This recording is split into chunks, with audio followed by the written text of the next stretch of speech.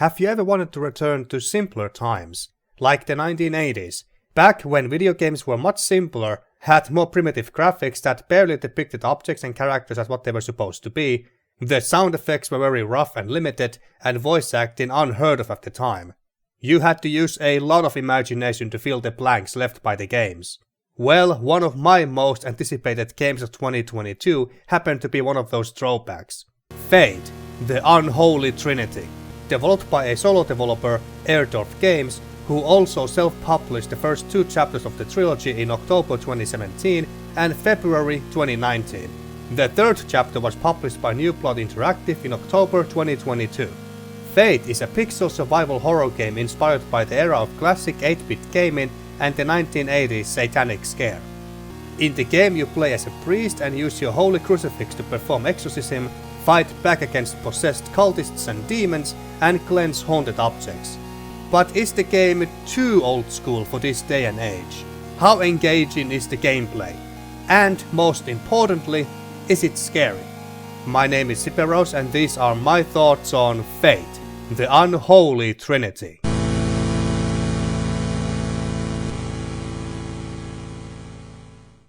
The game has 3 chapters, and all of them are linked together story-wise.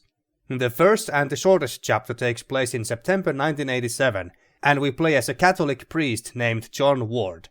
It's the anniversary of his first failed exorcism ritual that was performed on a girl named Amy, and he's returning to the house where it all happened to finish what he started, while armed with nothing but his faith in God and a crucifix.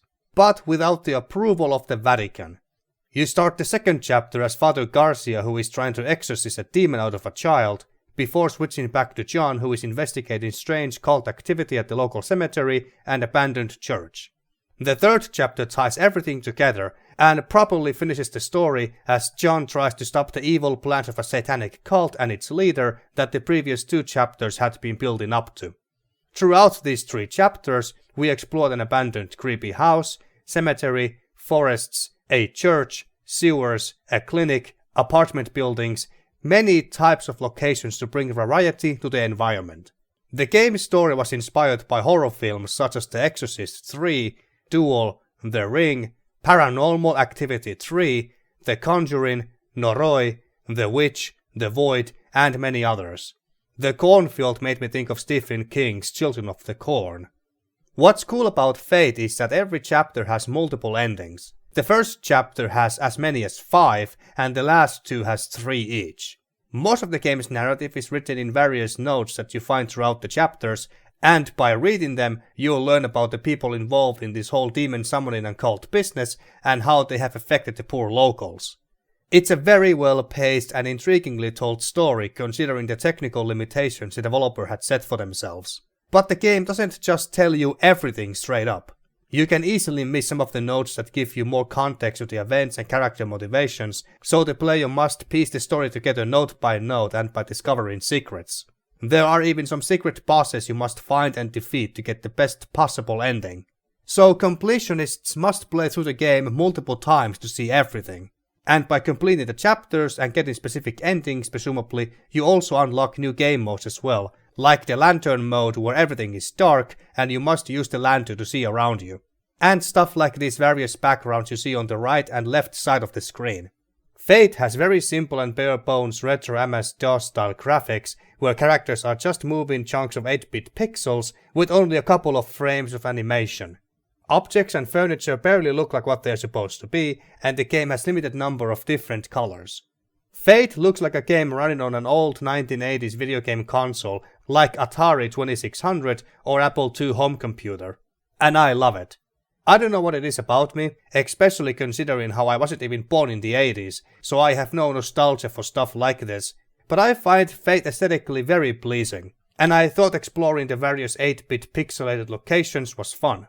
I was always looking forward to, and a little nervous, to see what's inside the next room or area, which is partly due to the game's great eerie atmosphere, well-balanced pace and this constant feeling of dread that keeps building up.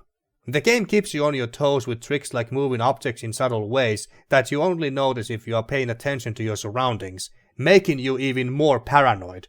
Fate doesn't rely on jump scares, although they exist, and I think were well timed. Or visual fidelity. After all, this is an 8-bit game, although there is some gore and very disturbing imagery shown occasionally. It largely relies on the player's own imagination, which I think is the best way to make a true horror experience, whether it's a horror game or a movie.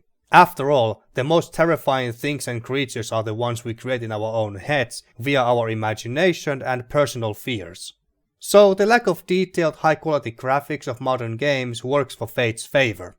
One thing that I would have done is to have at least the option to have the background on the left and right side of the screen change whenever we change scenery.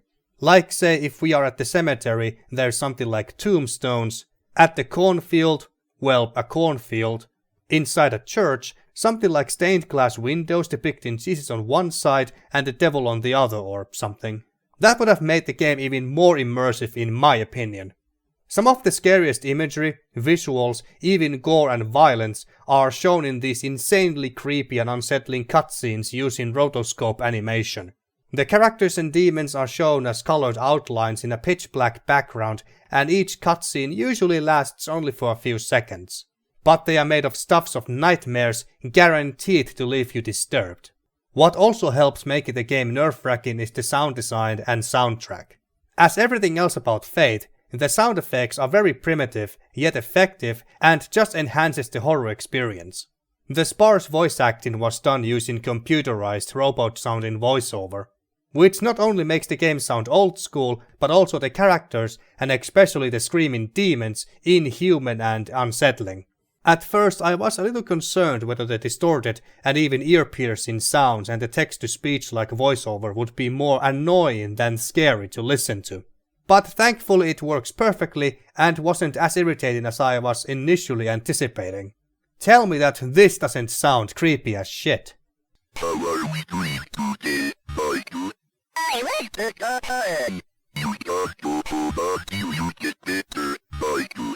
Can I see Mommy and Daddy? I need to make you better first. When shall she let you get on me? Review silent to meet the ball. The brilliant retro soundtrack is also sinister and creepy and accomplishes what it's supposed to enhance the game's atmosphere and make me feel uncomfortable and uneasy.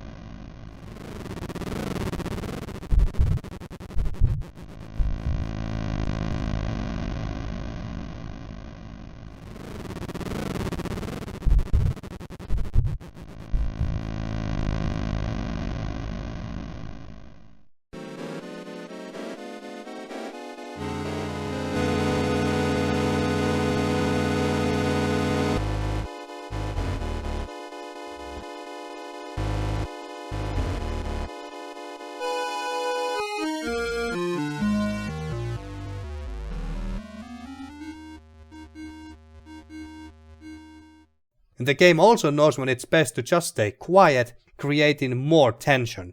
The gameplay is also very minimal and straightforward. You only use your keyboard, so no use for mouse. You move using your WASD keys or left analog stick or D-pad if you use a controller. By pressing the spacebar you take out your crucifix, which you use to face and cast away demons and cleanse haunted objects. And that's all there is to gameplay. Personally, I don't think Fate needed more gameplay features. It might have actually distracted me from the atmosphere and horror. But I can imagine some people saying Fate could have used more gameplay to be more engaging, like say using various guns to fight demons and cultists, and resource management, like ammo and health items, like in more modern, and by modern I mean 90s survival horror games.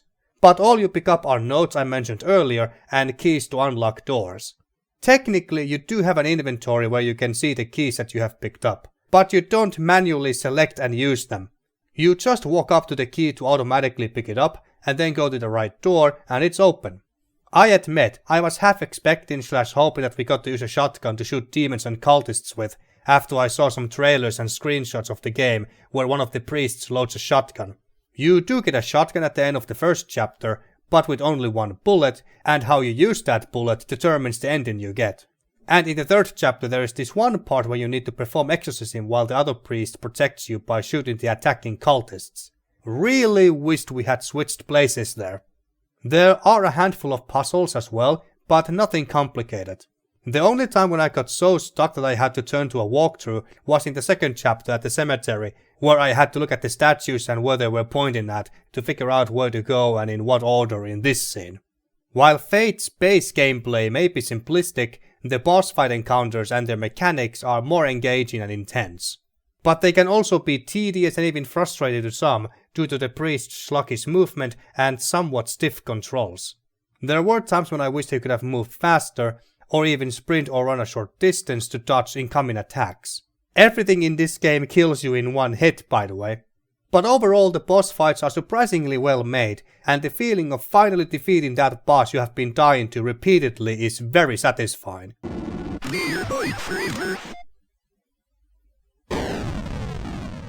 Get used to this death screen, cause you'll be seeing and hearing it a lot.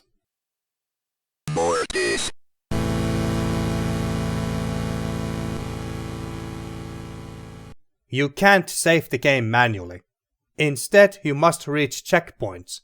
And thankfully, the game is rather generous with them. So even if, or rather when you die, whether it's doing a boss fight or while exploring, you don't lose a lot of progress. Bosses usually have multiple phases, and the game saves at the start of each phase. So even if you die during, say, the third phase of a fight, you don't start all over from the first phase.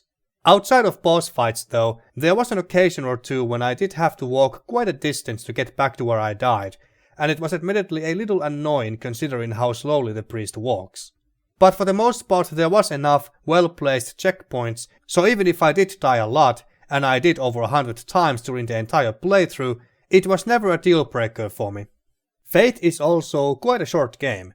It can be beaten in around 5 hours, the first chapter easily in less than an hour, the second anywhere between 1 and 2 hours, and the third in about 3, depending on if you get stuck at puzzles or struggle with the bosses. Fate, the Unholy Trinity, is an authentic feeling throwback to the 1980s gaming, a unique and scary experience and one of my most favorite games of 2022, and horror game in general. It's a game that accomplishes a lot with very little. The old school 8-bit graphics may not be visually impressive, but it works wonderfully, and the eerie atmosphere is impeccable thanks to the great sound design and brilliant soundtrack. The gameplay is minimalistic and straightforward, but that doesn't mean the game isn't challenging, as the boss fights can be quite intense and you are guaranteed to die again and again till you learn the boss mechanics of each phase, which can admittedly frustrate some players.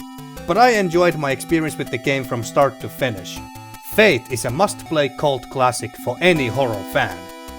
And Airdorf Games is not even quite done with Fate yet. I noticed that there's Conjuration mode, whatever that is, still to be added to the game. And the developer mentioned on Twitter that, well, for starters, he fell into a post-launch depression and didn't want to touch the game for a while. I guess he worked so hard on it that he got burned out, which is understandable. But he also said that, quote, "Still lots of work to do on Fate to fulfill the promises I made to players 3 years ago." I got curious and asked what those promises were and what else he was planning to do with Fate. His response? Hentai. I must admit, I'm both scared and morbidly curious to see that. Jokes aside, I don't know if he has any plans to start working on another game in the future, whether it's a sequel to Fate or something entirely different.